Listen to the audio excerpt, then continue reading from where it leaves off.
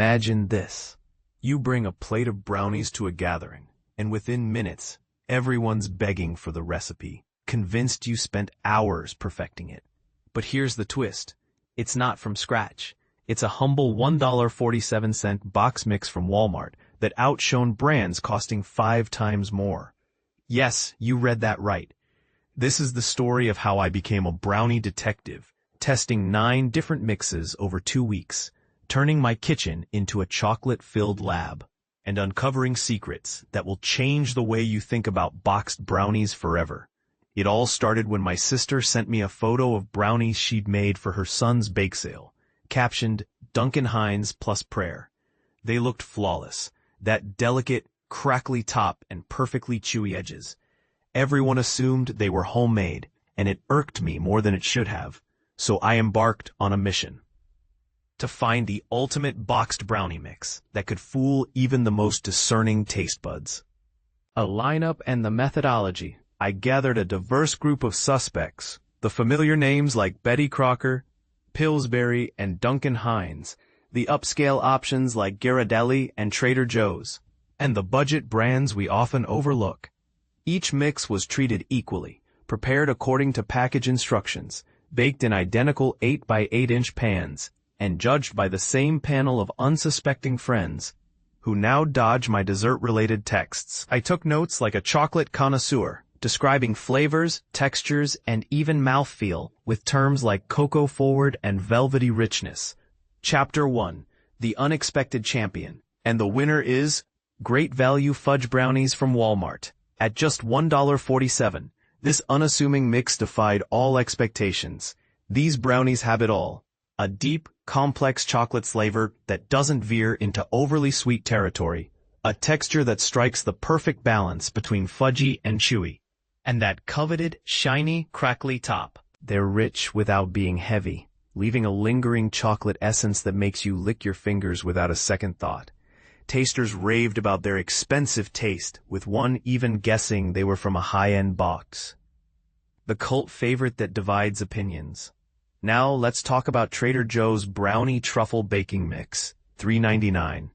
This one's a polarizing masterpiece. Made with Dutch cocoa and loaded with chocolate chips, it delivers an intense, almost espresso-like chocolate experience. Some tasters adored its boldness, while others found it too bitter. I served it to 2 groups. The wine and cheese crowd loved it, but the kids' birthday party parents, not so much. It's a mix that demands attention, much like a strong cup of coffee. The reliable classic Duncan Hines Chewy Fudge, $1.72, is the brownie equivalent of your dependable best friend. It's not flashy, but it never disappoints. These brownies are the epitome of nostalgia, reminiscent of childhood birthday parties. They have that signature tissue paper-like top and a flavor that's universally comforting. Safe? Absolutely. Boring? Never. It's the brownie you can always count on, elevating any mix to homemade status. Here's the real game changer. The difference between boxed and homemade often lies in technique, not ingredients. Here are the pro tips I discovered. Butter swap. Replace oil with melted butter for a richer flavor. Coffee boost. Add a tablespoon of instant espresso powder to enhance the chocolate taste. Extra yolk trick. Toss in an extra egg yolk for a denser, fudgier texture. Buttermilk move. Use buttermilk instead of water to brighten the chocolate flavor. Underbake principle. Reduce baking time by 2 minutes for a perfectly gooey center. The vegan surprise. One of the most shocking revelations. Some of the best brownies I made were vegan. Using aquafaba, chickpea liquid, as an egg substitute in Duncan Hines mixes created brownies so good, one taster thought I'd used fancy French butter. The Great Value mix, paired with Bob's Red Mill egg replacer and vegan butter, was a hit with my vegan friend, who declared them the best she'd had in years. The underperformers. Not all prestigious brands lived up to the hype. Ghirardelli's Chocolate Supreme, with its premium pricing, fell flat. Testers found it lacking in depth, describing it as merely fine. Betty Crocker's mix was sweet and inoffensive but failed to impress. Pillsbury's? Forgettable. These brands, despite their reputation, didn't make the cut. The takeaway. After weeks of testing, my freezer overflowing with brownies, I realized this. We've been snobs about the wrong things. The best brownie isn't about the brand or the price. It's about the experience. Whether it's the budget-friendly great value mix, the bold Trader Joe's option, or the reliable Duncan Hines, the key is to make them your own. Add a few simple tweaks, and you'll have people begging for your secret recipe.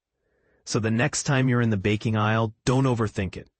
Grab a mix, follow these tips, and create something delicious. Because at the end of the day, the best brownie is the one you share with people who don't care where it came from. They just care that it's good. And if they ask for the recipe, well, that's your little secret. But here's where it gets controversial. Do you think boxed brownies can truly rival homemade ones? Or is there an intangible quality that only scratch-made treats possess? Share your thoughts in the comments. I'd love to hear your take.